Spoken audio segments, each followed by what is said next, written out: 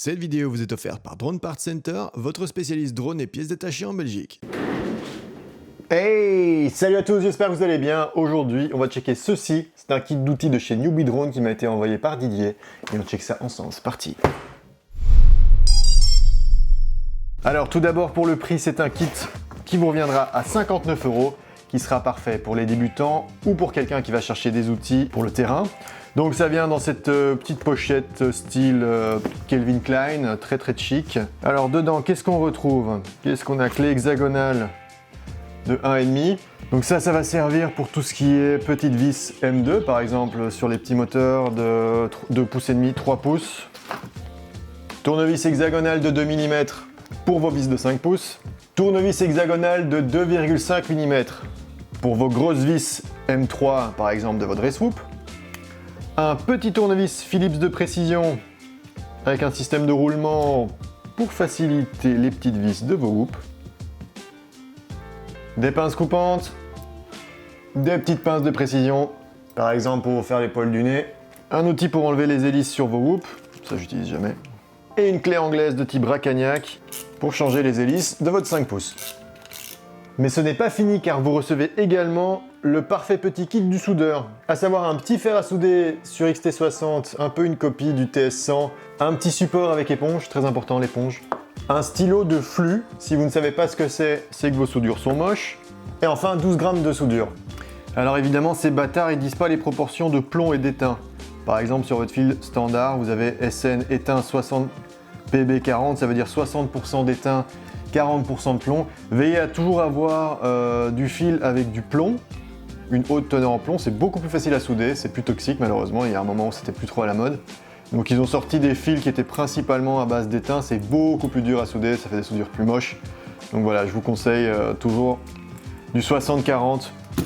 Bon, bah il n'y a plus qu'à tester ça. One eternity later. Voilà, notre petite éponge est mouillée et le premier truc qui nous frappe, c'est qu'ils ont été un petit peu radins sur la taille de l'éponge. Ça, c'est ce qu'ils nous donnent avec. Ça, c'est une taille d'éponge pour souder habituellement. Alors, le fer accepte de 12 à 24 volts et il est livré avec un connecteur vers XT60. On va lui plugger une 6S. Hein. Bon, faites attention, une 6S chargée, c'est 24 volts. Ici, je vais en mettre une qui est une vieille 6S un peu plate. Je vais laisser le testeur de cellules pour voir à quel point ça consomme. Et on va voir, on va se le régler à 350 degrés. Et on va voir en combien de temps on arrive à faire fondre de l'étain.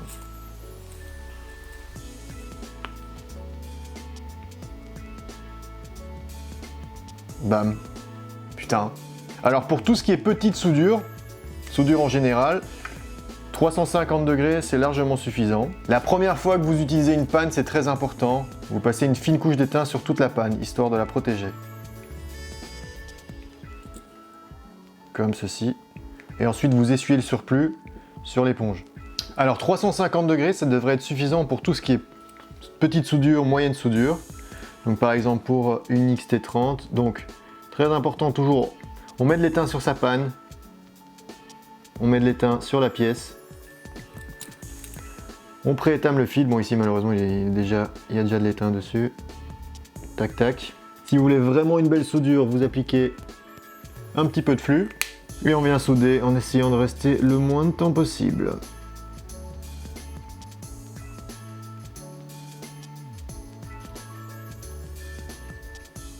Voilà.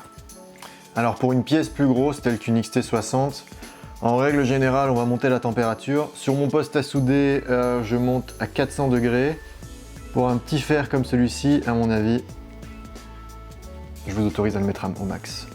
Donc je confirme, la soudure qui est livrée avec, c'est bien de la soudure plomb 60%. Donc voilà, on a notre fer qui est réglé à 440 degrés, qui est bien chaud. On nettoie la panne entre deux soudures, très important. Quand elle est noire, vous la nettoyez sur l'éponge. Vous réétamez la panne. Vous mettez un petit coup de flux. Même s'il y a du flux dans le fil. Et pareil, on vient souder en essayant de rester le moins de temps possible.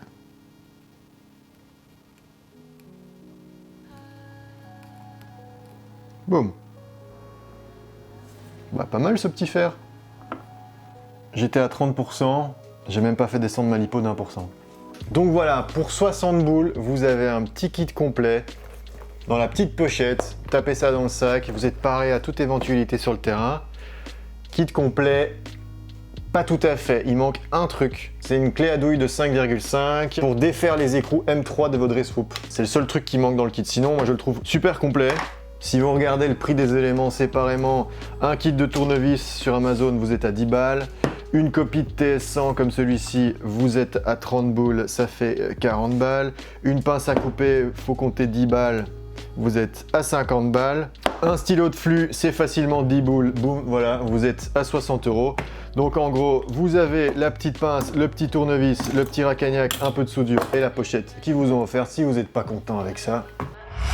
Voilà, si vous êtes intéressé par ce kit, il y aura un lien dans la description. J'espère que cette vidéo vous aura plu. N'hésitez pas à taper un like, un petit commentaire, à vous abonner à la chaîne si ce n'est pas déjà fait. Et moi je vous dis à la prochaine.